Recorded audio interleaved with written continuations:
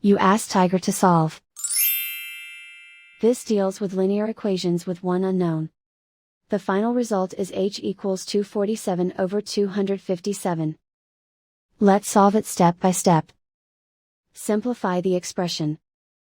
Expand the parentheses. Simplify the arithmetic. Multiply the coefficients.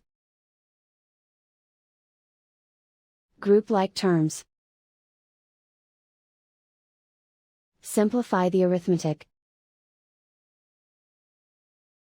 Group all h terms on the left side of the equation.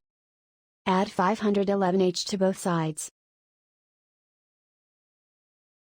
Simplify the arithmetic.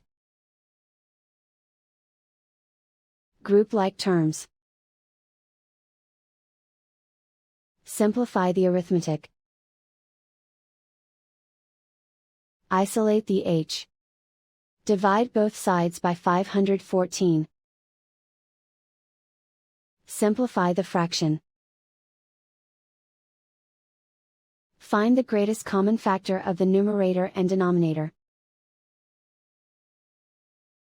Factor out and cancel the greatest common factor. And so the final result is h equals 247 over 257.